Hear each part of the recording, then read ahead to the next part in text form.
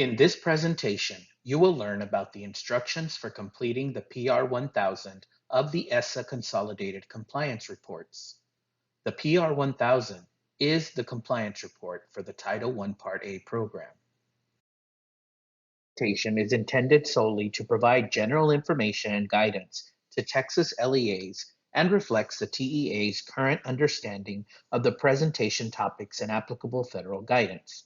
The content of this presentation is subject to change as a result of further potential information and guidance provided by federal agencies with regulatory oversight of this program.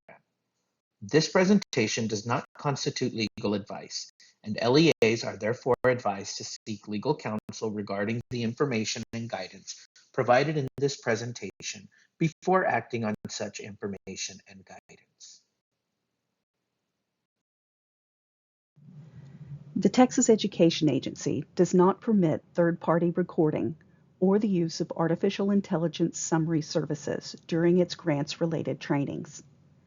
Attendees of TEA's grants-related trainings may not use AI services, language models, applications, interfaces, or assistants to attend, review, or record the trainings. TEA further prohibits any person or entity from using the information included in its grants-related trainings to train AI technologies. Any attendees of TEA's grants-related trainings who violate this prohibition may be removed from the trainings and may be barred from attending future grants-related trainings. The ESSA Consolidated Compliance Report generally opens at the end of July and is due by the end of September. To access the report, log in to eGrants and select the Compliance Reports tab. The Compliance Report link can be found under the Consolidated Compliance Reports section in eGrants. The table of contents for the Consolidated Compliance Report will initially have only one active link for the GS 2100 applicant information. Once the GS 2100 is completed and saved, the compliance reports that are applicable to the LEA will become active, including the PR1000 for Title I Part A. Before we go over the details of the PR1000, I want to go over some of the report features. On the top right-hand side of the report is a button that will open a PDF document with the instructions for completing the compliance reports. On the bottom of the screen is a back button that can be used to navigate back to the table of contents.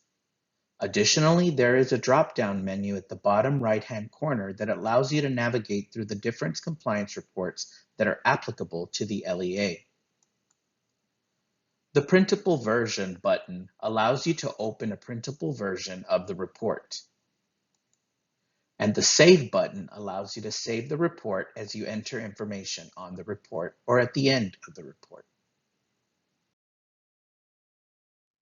When the LEA selects a Save button, if there are any errors, the system will generate a list of errors and warnings at the top of the report. As shown here, there was an error in Part 1, Line 1. In this example, Line 1 was left blank. For your reference, the system will generate a red box in the report for the field where the error is found.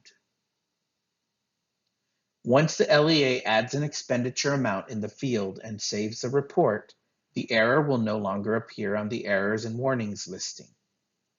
The LEA can use the Print Errors button that will appear on the right to print a copy of the errors and warnings for reference. If there are no errors or warnings, the system will indicate that the report has been successfully saved. We will now go over the instructions for completing the PR1000 Title I Part A compliance report. The PR1000 is divided into 6 parts. Part 1, expenditures from Title I Part A funds reserved at the LEA level. Part 2, expenditures from Title I Part A campus-based program budgets. Part 3, public school student participation for ages 0 to 2 and ages 3 to 5, not reported in PEIMS. Part 4, student participation for private nonprofit schools and local facilities for neglected. Part 5, program compliance self-check. And Part 6, additional information. Let's now take a look at Part 1, expenditures from Title I Part A funds reserved at the LEA level. Please note that for Parts 1 and 2, report only those expenditures and activities paid with Title I Part A funding during the compliance report grant year. Funds utilized from other programs through funding transferability should be included in the expenditure amounts for Title I Part A. In the past, we have included in our instructions for the PR1000 that funds utilized from other programs through the Rural Education Achievement Program would be included in the expenditure amounts for Title I Part A. However, for 22-23 and beyond, per USDE guidance, we have been advised that only expenditures from funds redirected via funding transferability are to be reported. Please do not include Rural Education Achievement Program funds utilized for Title I Part A activities in Parts 1 and 2. Part 1 will include the activities for which the LEA reserved funds and the LEAs to report the expenditures under the expenditures column for each of the 12 activities noted. At the very bottom of Part 1, the total of all expenditures reported will auto-calculate. To complete Part 1 of the PR1000, the LEA will want to reference their ESSA Consolidated Application PS3101 Title I Part A Program Schedule to verify the activities that the LEA reserved funds for so that the activities match what is reported on the PR1000 Title I Part A Compliance Report. For the 2024-2025 school year, there will be a mismatch between the PS 3101 from the 24-25 Consolidated Application and the PR 1000 from the 24-25 Consolidated Compliance Report. This slide provides a crosswalk to assist LEAs in seeing where the expenditure amounts associated with the various reservation categories on the PS 3101 should be reported on the PR 1000. The correlation between the specific line numbers has also been included in the instruction document for the PR 1000.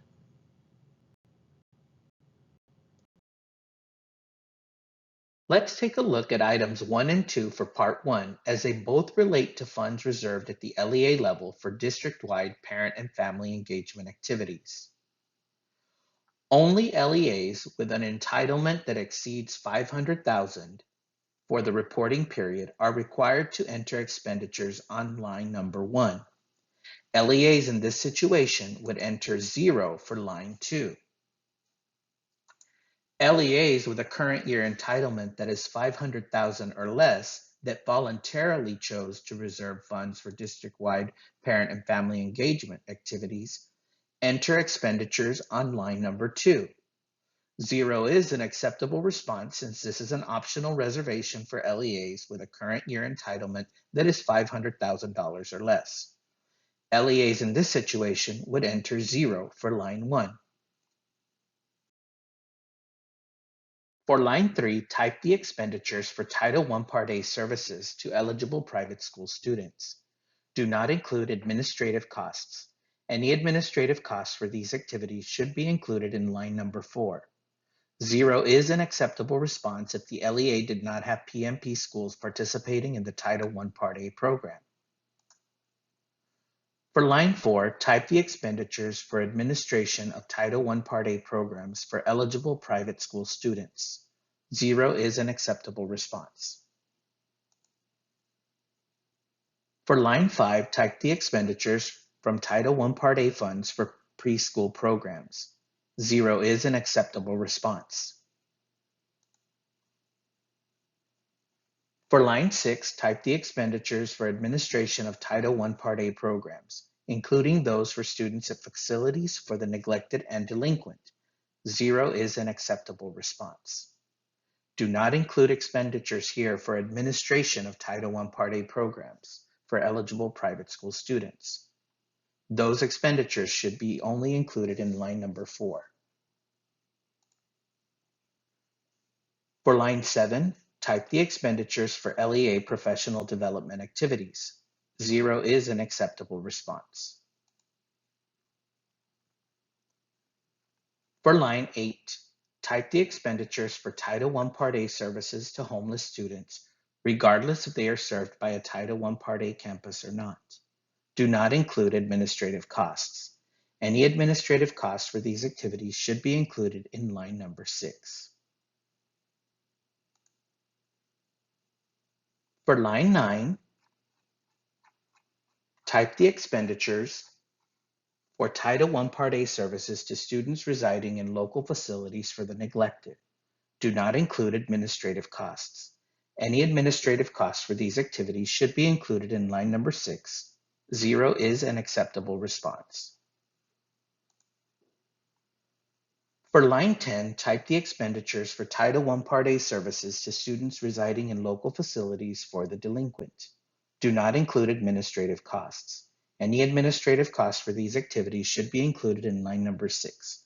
0 is an acceptable response.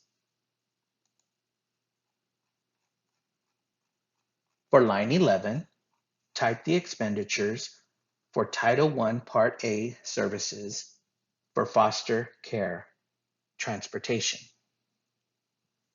0 is an acceptable response. And for line 12, if the LEA had other expenditures of Title I Part A funds for the LEA activities that are not included, type the expenditures and add a description of the activities. The Part 1 total expenditures from Title I Part A funds reserved at the LEA level field auto-calculates and shows the total expenditures for Part 1, lines 1 through 12. Let's now take a look at Part 2, expenditures from Title I Part A campus-based program budgets. Please note that for Parts 1 and 2, report only those expenditures and activities paid with Title I Part A funding during the compliance report grant year. Funds utilized from other programs through funding transferability should be included in the expenditure amounts for Title I Part A. In the past, we have included in our instructions for the PR1000 that funds utilized from other programs through the Rural Education Achievement Program would be included in the expenditure amounts for Title I Part A. However, for 22-23 and beyond, per USDE guidance, we have been advised that only expenditures from funds redirected via funding transferability are to be reported. Please do not include Rural Education Achievement Program funds utilized for Title I Part A activities in Parts 1 and 2. For line 1, type the total Title I Part A expenditures from all school-wide program campus budgets. For line 2, type the total Title I Part A expenditures from all targeted assistance program campus budgets. The Part 2 total expenditures from Title I Part A campus-based program budgets field auto-calculates and shows the total expenditures for Part 2, lines 1 and 2. Please note that if your LEA reported 0 campuses operating school-wide programs on the SC5000 of the ESSA Consolidated Grant application, the field will be disabled and your LEA will not need to report school-wide program campus expenditures. If your LEA reported 0 campuses operating targeted assistance programs on the SC5000 of the ESSA Consolidated Grant application, the field will be disabled and your LEA will not need to report targeted assistance program campus expenditures. Let's now take a look at Part 3, Public School Student Participation for ages 0 to 2 and ages 3 to 5, not reported in the Texas Public Education Information Management System, otherwise known as PEIMS. For Part 3, only report data for children ages 0 to 2 and ages 3 to 5 not reported in PEIMS, that received Title I Part A services. The three types of data reported for children ages 0 to 2 and ages 3 to 5 not reported in PEIMS includes age, gender, and ethnicity. Please do not include numbers for students of any other ages or grade levels. TEA will use the PEIMS data collected for students enrolled and identified as receiving Title I Part A services for all other ages and grade levels. Depending upon the responses on the SC 5000 of the ESSA Consolidated Grant application, one of the columns in this part may be disabled. Complete the enabled columns to report on student participation in the programs. For example, in this screenshot, the LEA will report school-wide program campus data for children ages 0 to 2 and ages 3 to 5 not reported in PEIMS that received Title I Part A services. The Targeted Assistance Program column has been disabled because the LEA reported that they did not have any campuses operating a Targeted Assistance Program in the reporting grant year on their SC 5000. For Part 3, Section A, for children's ages 0 to 2 and 3 to 5 not reported in PEIMS, type the number of students who received Title I Part A services.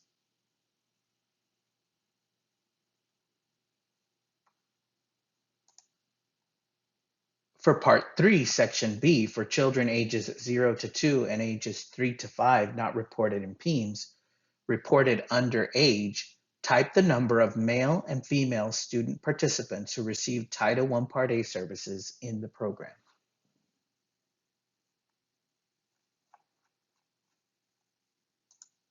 For Part 3, Section C, for children ages 0 to 2 and ages 3 to 5 not reported in PEIMS, reported under age, type the number of student participants by ethnicity.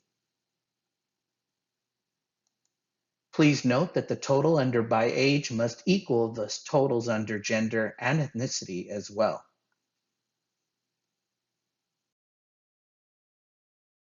Now let's take a look at Part 4, Student Participation for Private Nonprofit Schools and Local Facilities for Neglected.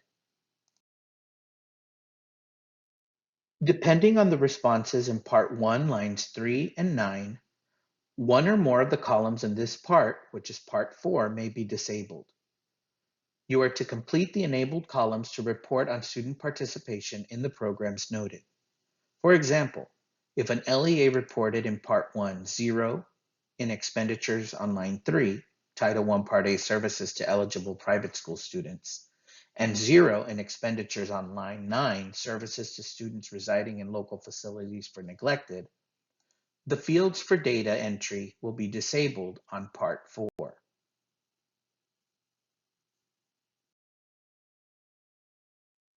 If the LEA reported at least $1 on lines 3 and 9, then the LEA will be required to report participation numbers for students receiving Title I Part A services in private nonprofit schools and local facilities for neglected. Please note that the student participation numbers that are entered in this part are only for private nonprofit schools and/or local facilities for neglected. The three types of data reported for private nonprofit schools and local facilities for neglected includes age, gender, and ethnicity. Please note that if the fields are enabled, they cannot be left blank. Thus, you will need to type a 0 in each of the fields where there are 0 participants. For Part 4, Section A, for the ages and grades listed, type the number of participants under private nonprofit schools. For Part 4, Section B, for the ages and grades reported under grade, type the number of male and female student participants by grade under participant private nonprofit schools.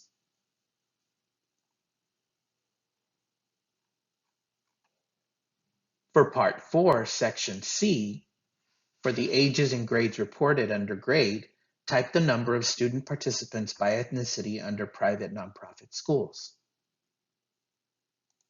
Please note that the total under grade must equal the totals under gender and ethnicity under private nonprofit schools.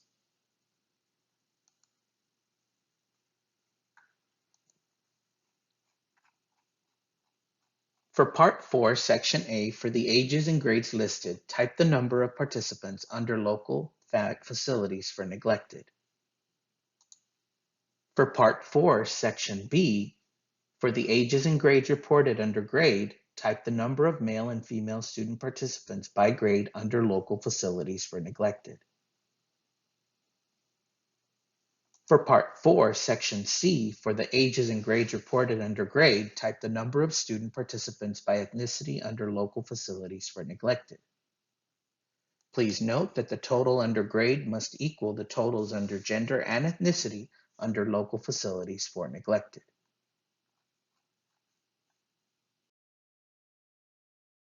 Let's now take a look at Part 5, Program Compliance Self-Check.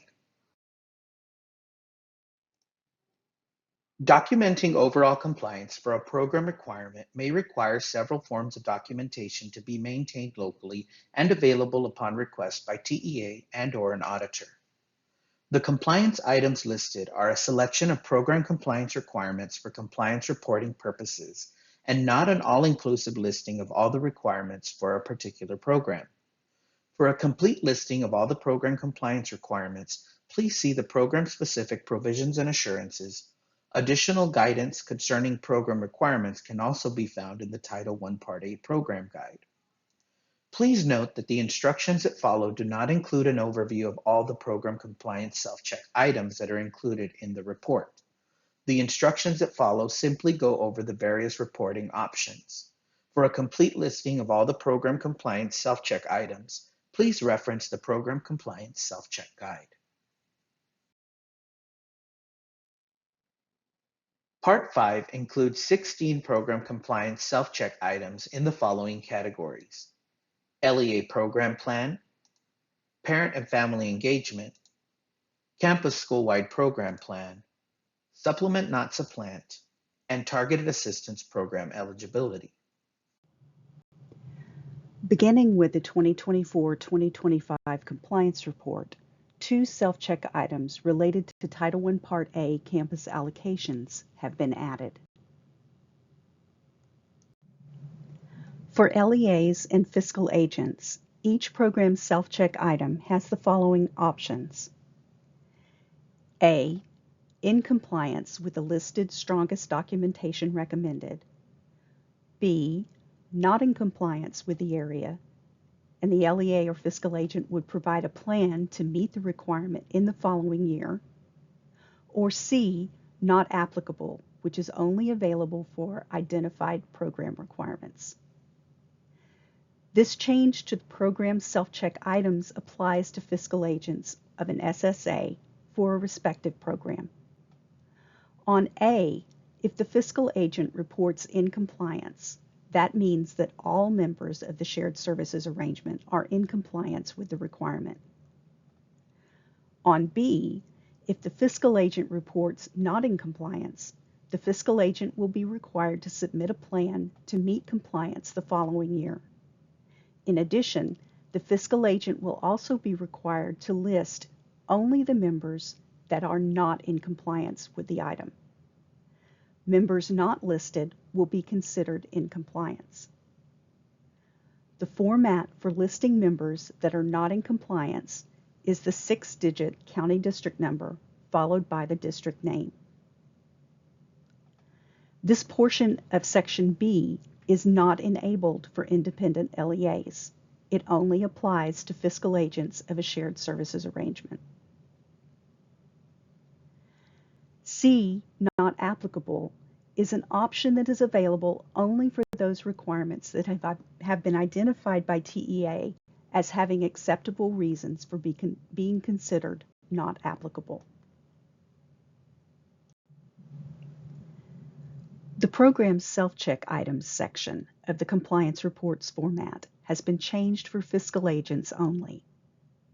For each program self-check item, the LEA or fiscal agent is required to self-report program requirement compliance as an independent LEA or as a fiscal agent to include compliance of the members of shared services arrangements. What is meant by in compliance? The LEA or fiscal agent assures that the LEA or fiscal agent has the strongest documentation recommended, readily available as evidence that the requirement was met in the current reporting year.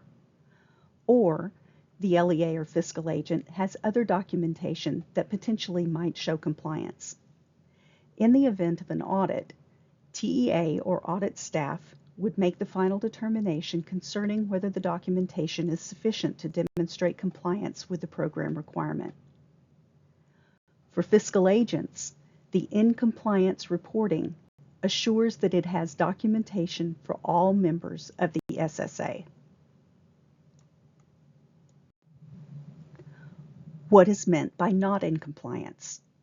The LEA or fiscal agent assures that the LEA or fiscal agent is out of compliance and does not have the strongest documentation recommended readily available as evidence that the requirement was met in the current reporting year. The LEA or fiscal agent will be required to provide a plan to meet compliance the following year.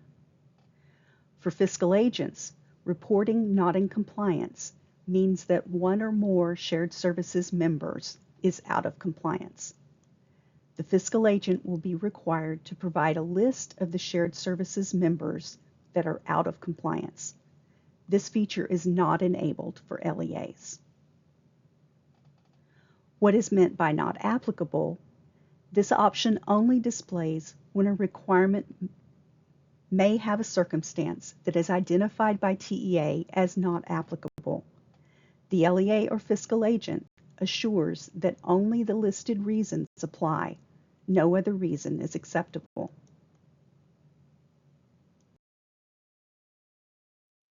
Now let's take a look at the final part of the PR1000. Part 6, Additional Information. Part 6 is optional. In Part 6, the LEA can type any additional information that is applicable to the PR1000 compliance report that they would like to share with TEA and/or document on the report. Although data can be saved periodically as you enter data throughout the report by clicking on the Save button, be sure to click the Save button at the end of your data entry and before moving to another schedule of the compliance reports. The following items have been selected for inclusion in the PR1000. LEA Program Plan, 3 items. Parent and Family Engagement, 7 items. Campus School-Wide Program Plan, 4 items. Supplement Not Supplant, 1 item. Targeted Assistance Program Eligibility, 1 item. And Campus Allocations, 2 items.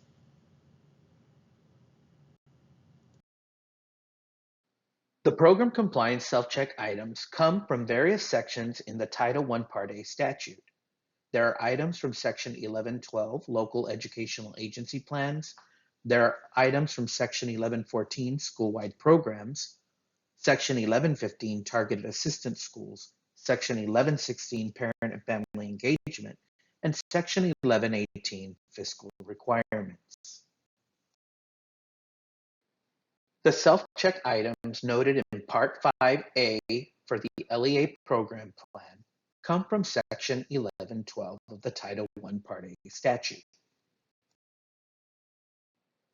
For the LEA Program Plan, LEAs will report compliance on timely and meaningful stakeholder consultation, the statutory required descriptions, and plan review and revision. Compliance Item 1 under the LEA Program Plan is timely and meaningful stakeholder consultation. This requirement is found in ESSA Section 1112A1A. The statutory language mentions that the LEA Title I Part A Program Plan has been developed with timely and meaningful consultation with teachers, principals, other school leaders, paraprofessionals, specialized instructional support personnel, charter school leaders in an LEA that has charter schools, administrators, including administrators of programs in other parts of Title I, such as Title I Part C and Title I Part D, other appropriate school personnel, and with parents of children in schools served under Title I, Part A. The LEA response choices for this item are in compliance or not in compliance. The strongest documentation recommended for LEAs to have in their possession includes the copy of the LEA's Title I Part A program plan and meeting agendas, meeting minutes or notes, and documentation of attendance, documenting timely and meaningful stakeholder consultation in the development of the LEA Title I Part A program plan, and any other consultation documentation used to consult with the required stakeholder groups if applicable. The LEA may have other documentation that potentially might show compliance. In the event of an audit, TEA or audit staff would make the final determination concerning whether the documentation is sufficient to demonstrate compliance with the program requirement. The second compliance item under the LEA program plan are the required descriptions noted in ESSA Section 1112B 1 through 13. The LEA Title I Part A program plan must include the statutory required descriptions that are noted in Section 1112B. For this compliance item, the LEA response choices are either in compliance or not in compliance. The strongest documentation recommended is the copy of the Title I LEA program plan that includes the statutory required descriptions. Please note that the LEA may have other documentation that potentially might show compliance. In the event of an audit, TEA or audit staff would make the final determination concerning whether the documentation is sufficient to demonstrate compliance with this program requirement. The third compliance item related to the LEA program plan is related to plan review and revision that can be found in ESSA Section 1112A5. The statutory language mentions that the LEA shall periodically review and, as necessary, revise the Title I Part A program plan. The response choices for this compliance item are in compliance or not in compliance. The strongest documentation recommended includes the copy of the LEA's Title I Part A program plan and meeting agendas, meeting minutes or notes, and documentation of attendance documenting annual review of the LEA Title I Part A program plan. The LEA may have other documentation that potentially might show compliance. In the event of an audit, TEA or audit staff would make the final determination concerning whether the documentation is sufficient to demonstrate compliance with this particular program requirement. Part 5B, Parent and Family Engagement, includes compliance items that can be found in Sections 1112 and 1116 of the Title I Part A statute.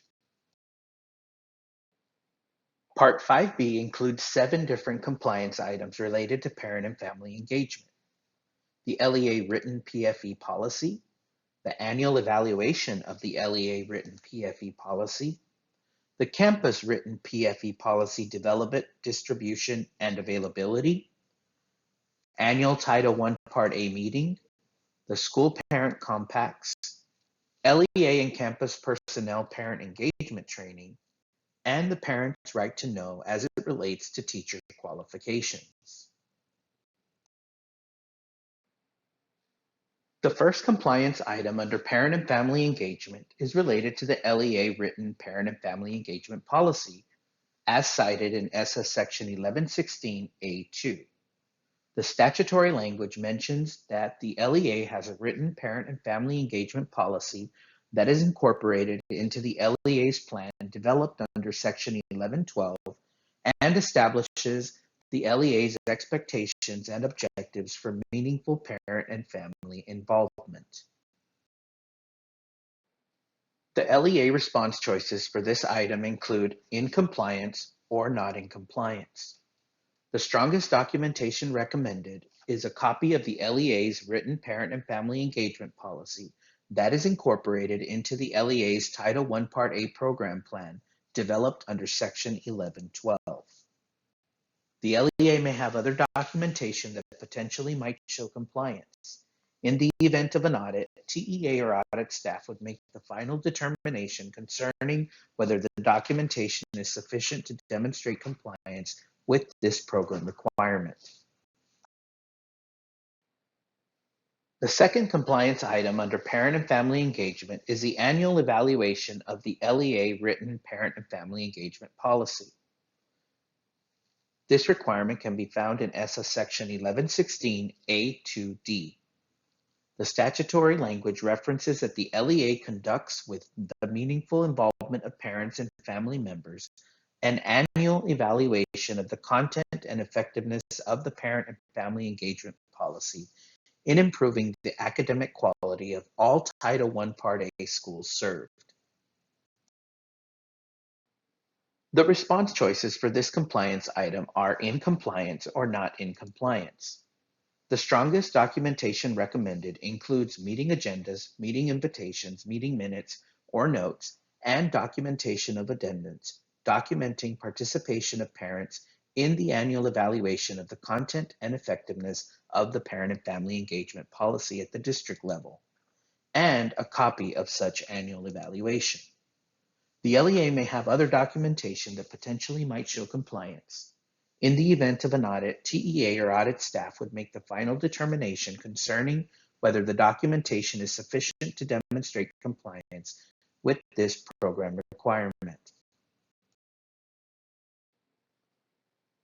The third compliance item under parent and family engagement is the campus written parent and family engagement policy, its development, distribution, and availability. This requirement can be found in Section 1116B1. The statutory language references that each school served under Title I Part A shall jointly develop with and distribute to parents and family members of participating children a written parent and family engagement policy agreed on by such parents. Parents shall be notified of the policy in an understandable and uniform format, and to the extent practicable, provided in a language that parents can understand. Such policy shall be made available to the local community and updated periodically to meet the changing needs of parents and the school. The LEA response choices for this compliance item are in compliance or not in compliance. The strongest documentation recommended would be that for each Title I Part A campus within an LEA, there is a copy of the written parent and family engagement policy that includes the method of policy distribution to parents and family members of participating students, evidence of availability to the local community, and the languages in which the policy is made available to parents. And meeting agendas, meeting minutes or notes, documentation of attendance, documenting participation of parents in the development of the policy and periodic updates to the policy to meet the changing needs of parents and the school. In addition to the documentation reference in the previous slide, the LEA shall also have any other consultation documentation used to consult with parents in the development of the policy if applicable, and evidence of policy distribution to parents and family members of participating students, and evidence of availability to the local community. The LEA may have other documentation that potentially might show compliance. In the event of an audit, TEA or audit staff would make the final determination concerning whether the documentation is sufficient to demonstrate compliance with the program requirement. Also, again, to reference and reiterate that this compliance item is related to every Title I Part A campus that is served within an LEA. In order for an LEA to mark that they are in compliance, they must have the strongest documentation recommended available for TEA and/or an auditor upon request when reporting in compliance for all campuses. The fourth compliance item under parent and family engagement is the annual Title I Part A meeting that can be found in ESSA Section 1116 DC1. Statutory language references that each Title I Part A campus is required to convene an annual meeting at a convenient time to which all parents of participating children shall be invited and encouraged to attend, to inform parents of their school participation under Title I Part A, and to explain the requirements of this part and the right of the parents to be involved. Please note that TEA requires that the annual meeting be offered on more than one day and at more than one time, so that parents have more than one option to attend. The LEA responses for this compliance item includes in compliance or not in compliance. An LEA should ensure that they have the strongest documentation recommended for each Title I Part A campus within their LEA to be able to report in compliance. The documentation recommended includes meeting invitations, agendas, and meeting minutes or notes that document what was shared at the meeting, and documentation of attendance documenting attendance of parents. The LEA may have other documentation that potentially might show compliance. In the event of an audit, TEA or audit staff would make the final determination concerning whether the documentation is sufficient to demonstrate compliance with the program requirement. The fifth compliance item under parent and family engagement are the school parent compacts. This requirement can be found in ESSA Section 1116D. The statutory language references that the LEA has school parent compacts at each Title I Part A campus that outline how parents, the entire school staff, and students will share the responsibility for improved student academic achievement and the means by which the school and parents will build and develop a partnership to help children achieve the state's high standards. The LEA response choices for this compliance item are in compliance or not in compliance. The strongest documentation recommended that an LEA should retain locally is for each Title I Part A campus. So in order for an LEA to report in compliance for each Title I Part A campus, they shall have a copy of the school parent compact and meeting minutes, meeting agendas, and documentation of attendance documenting participation of parents in the development of the compacts, and any other consultation documentation used to consult with parents in the development of the compact if applicable. The LEA may have other documentation that potentially might show compliance. In the event of an audit, TEA or audit staff would make the final determination concerning whether the documentation is sufficient to demonstrate compliance with the program requirement. The sixth compliance item under parent and family engagement is the LEA and campus personnel parent engagement training that can be found in ESSA Section 1116E3. The statutory language references that the LEA and Title I Part A campuses shall educate teachers, specialized instructional support personnel, principals and other school leaders, and other staff with the assistance of parents in the value and utility of contributions of parents and in how to reach out to, communicate with, and work with parents as equal partners, implement and coordinate parent programs, and build ties between parents and the school. The LEA response choices for this compliance item are in compliance or not in compliance. The strongest documentation recommended would be for each Title I Part A campus to have training and meeting agendas, meeting minutes or notes that document the content of the training, and documentation of attendance that show evidence of attendance for teachers, specialized instruction support personnel, principals, other school leaders, and other staff, and evidence that the meeting or training was provided with the assistance of parents. The LEA may have other documentation that potentially might show compliance. In the event of an audit, TEA or audit staff would make the final determination concerning whether the documentation is sufficient to demonstrate compliance with the program requirement. The seventh and final compliance item under parent and family engagement is a parent's right to know as it relates to teacher qualifications. This requirement can be found in Section 1112E1A. The statutory language references that at the beginning of each school year, a local educational agency shall notify the parents of each student that the parents may request, and the agency will provide to the parents on request and in a timely manner information regarding the professional qualifications of a student's classroom teacher and/or teachers. The LEA response choices for this compliance item are in compliance or not in compliance. The strongest documentation recommended is official auditable correspondence, a newsletter, a website, or student handbook used to distribute information on the right to request the professional qualifications of the student's classroom teachers. The LEA may have other documentation that potentially might show compliance. In the event of an audit, TEA or audit staff would make the final determination concerning whether the documentation is sufficient to demonstrate compliance with the program requirements. Part 5C, Campus School-Wide Program Plan, references compliance items that can be found in Section 1114 of the Title I, Part A statute that's related to school-wide programs.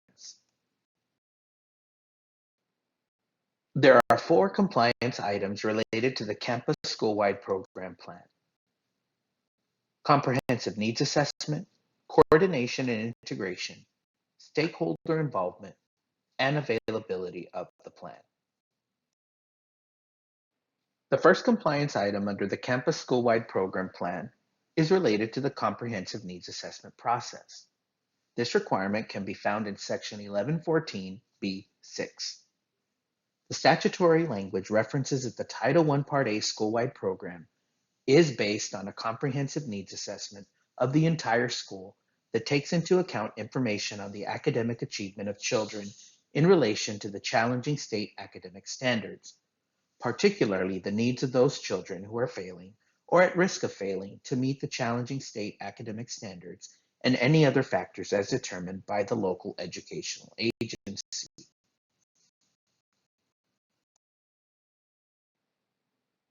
For this compliance item, the LEA response choices are in compliance, not in compliance, or not applicable. An LEA would report not applicable if they do not have any campuses that are operating a school-wide program within their LEA.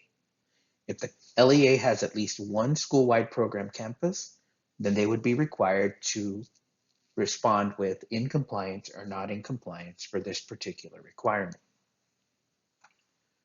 The strongest documentation recommended would be maintained locally for each Title I school-wide program campus.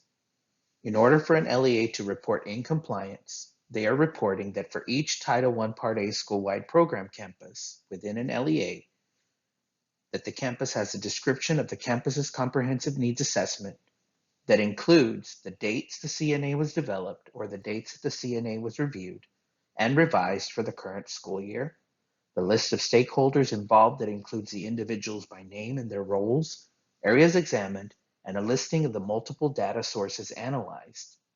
Additionally, they should have meeting agendas, meeting minutes or notes, and documentation of attendance, documenting alignment with the campus's CNA process description.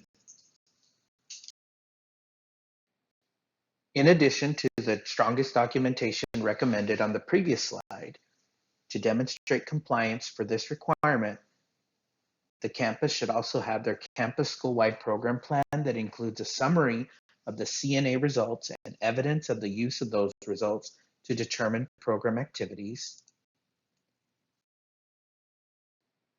And in addition to the documentation referenced on the last 2 slides, for each Title I Part A school-wide program campus, there should also be evidence that program evaluations of the school-wide program plan from prior years are part of the CNA process to determine effectiveness and to inform decisions concerning program implementation. The LEA may have other documentation that potentially might show compliance. In the event of an audit, TEA or audit staff would make the final determination concerning whether the documentation is sufficient to demonstrate compliance with the program requirement. The second compliance item under Campus School-Wide Program Plan is related to coordination and integration. This requirement can be found in ESSA Section 1114B5. The statutory language references that the Title I Part A School-Wide Program Plan is developed in coordination and integration with other federal, state, and local services, resources, and programs, such as programs supported under this Act, violence prevention programs, nutrition programs, housing programs, Head Start programs, adult education programs, career and technical education programs, and schools implementing comprehensive support and improvement activities or targeted support and improvement activities under Section 1111D. The LEA response choices for this compliance item are in compliance, not in compliance, or not applicable. If an LEA does not serve any campuses in their Title I program with a school-wide program, then not applicable would be the acceptable response.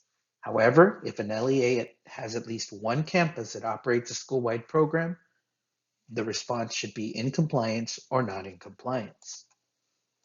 For the strongest documentation recommended, the LEA for each Title I Part A school-wide program campus shall have the campus school-wide program plan showing evidence of coordination and integration documented with applicable program descriptions and outlining use of funds.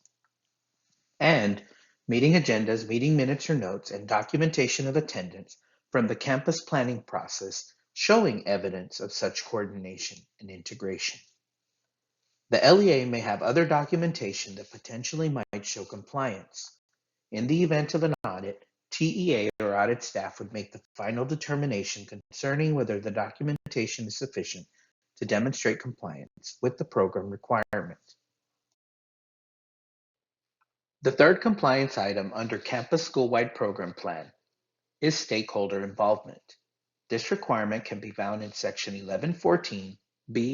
The statutory language references that an eligible school operating a school-wide program shall develop a comprehensive plan that is developed with the involvement of parents and other members of the community to be served and individuals who will carry out such plan, including teachers, principals, other school leaders, paraprofessionals present in the school, administrators, including administrators of programs described in other parts of this title, such as Title I Part C and Title I Part D, the local educational agency, to the extent feasible, tribes and tribal organizations present in the community, and if appropriate, specialized instructional support personnel, technical assistance providers, school staff, if the plan relates to a secondary school, students, and other individuals determined by the school.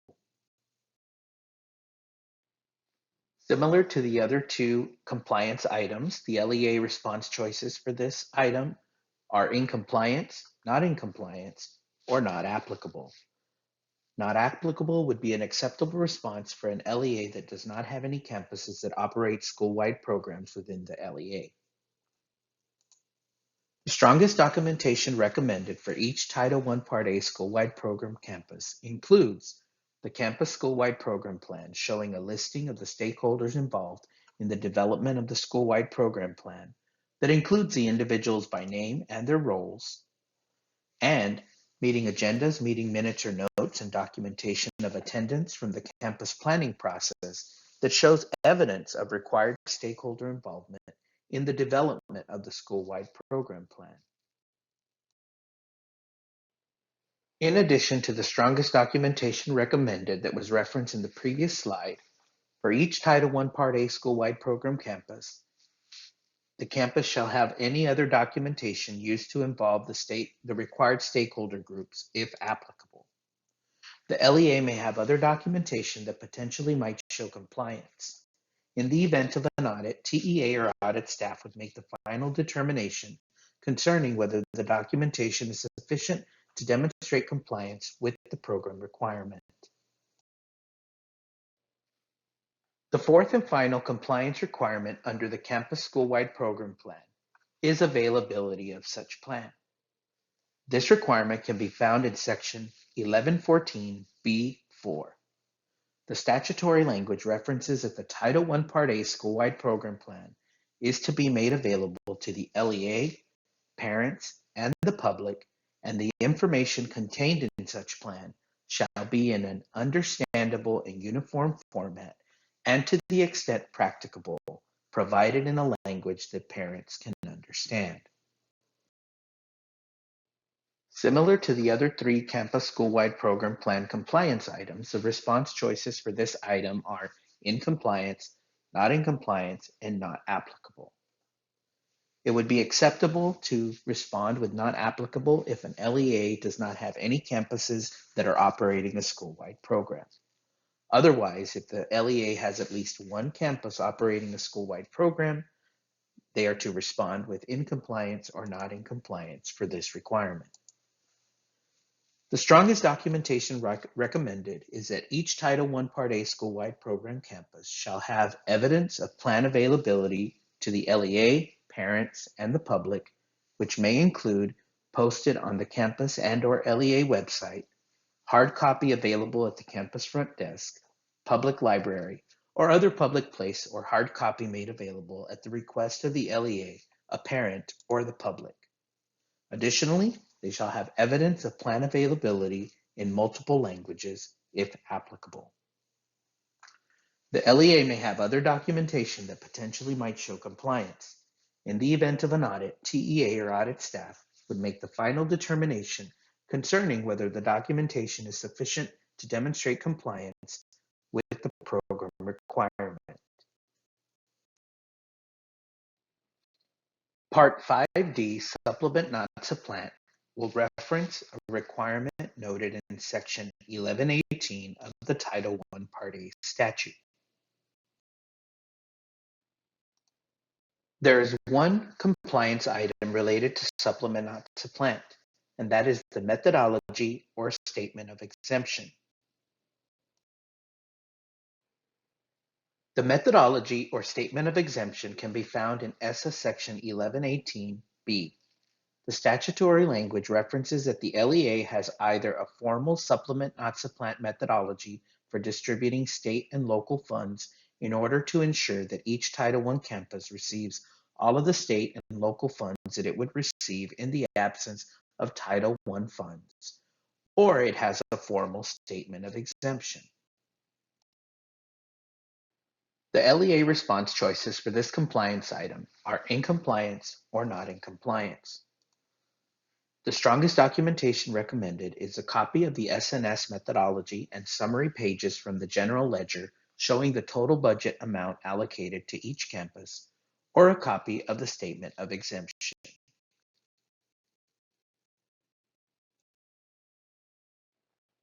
Part 5E, Targeted Assistance Program Eligibility, references a requirement in Section 1115 of the Title I Part A statute. The compliance item is a Targeted Assistance Program Eligibility Student Identification Criteria. The Targeted Assistance Program Eligibility Student Identification Criteria requirement can be found in Section 1115 C1A. The statutory language references that for a Title I Part A Targeted Assistance Program, the LEA identifies children not older than age 21 who are entitled to a free public education through grade 12, and children who are not yet at a grade level at which the local educational agency provides a free education. The compliance responses for this particular item are in compliance, not in compliance, or not applicable. Not applicable would be an acceptable response for LEAs that do not have a campus that operates a targeted assistance program. The strongest documentation recommended for each Title I Part A targeted assistance program campus includes the description of the LEA selection criteria and the description of how the campus has supplemented the LEA's criteria, if applicable. The criteria must be multiple educationally related objective criteria, except that children in preschool through grade 2 shall be selected solely on the basis of criteria including objective criteria established by the LEA, which may include teacher judgment, interviews with parents, or other developmentally appropriate measures. Part 5F, Campus Allocations, references requirements found in Section 1113 of the Title I Part A statute.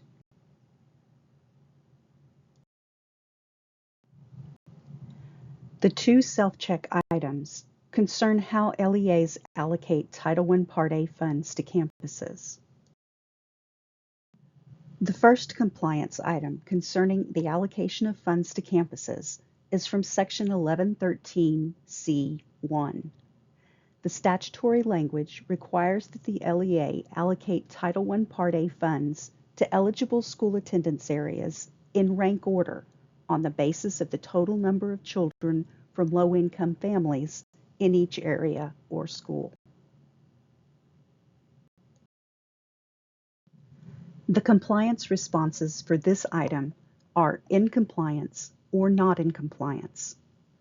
For documentation, the LEA should maintain a spreadsheet showing that campus names, campus numbers, enrollments, numbers of low-income students, low-income percentages, per pupil amounts, and the total amounts of Title I Part A campus allocations for all Title I Part A served campuses.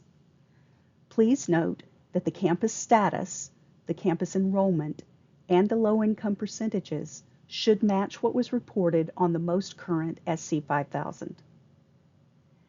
The LEA should also be able to produce relevant pages from its general ledger showing that the Title I Part A campus allocation amounts were budgeted for the campuses.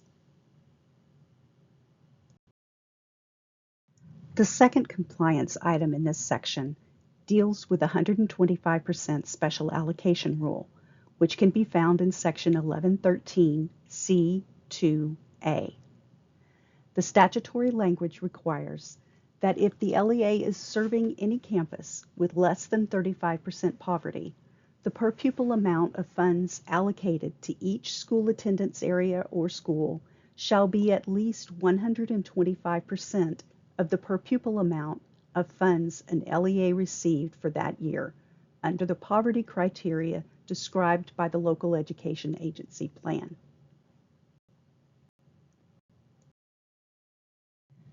The response choices for this compliance item are in compliance, not in compliance, and not applicable. The LEA would be able to select not applicable if all of the campuses it is serving with Title I Part A funds are at least 35% poverty or higher. The statute specifies the calculation for determining the 125% per pupil amount. The LEA must take its total Title I Part A entitlement amount before any reservations are made and divide it by the number of public school and private school low-income children. Then multiply that result by 125%.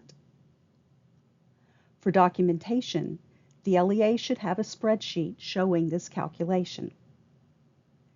The LEA should also maintain a spreadsheet showing each campus name, campus number, enrollment, number of low-income students, low-income percentage, the 125% per pupil amount, and the amount of the total Title I Part A campus allocation for all Title I Part A campuses that are served.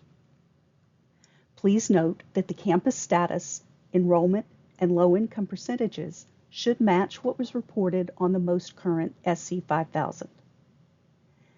The LEA should also be able to produce relevant pages from its general ledger showing that the 125% Title I Part A campus allocation amounts were budgeted for all of its Title I Part A campuses.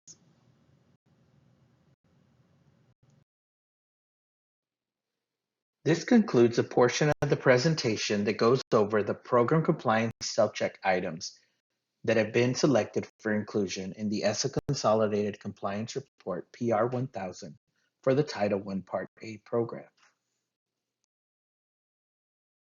There are several resources that you might find helpful in completing the PR1000 Title I Part A compliance report.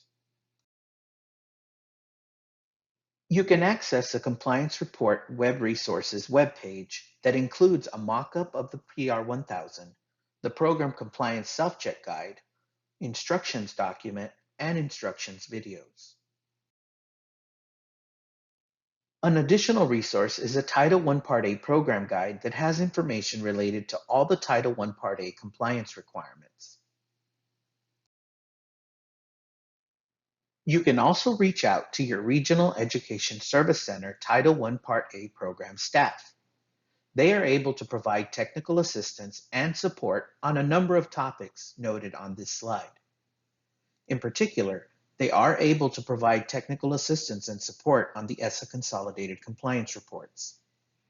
They can also assist you with your plan for meeting compliance in the following year if you reported not in compliance for any of the program compliance self-check items. This concludes the presentation related to the Title I Part A PR1000 Compliance Report that is part of the ESSA Consolidated Compliance Reports. Please reach out to us in the Federal Program Compliance Division if you have any questions or if you need additional information.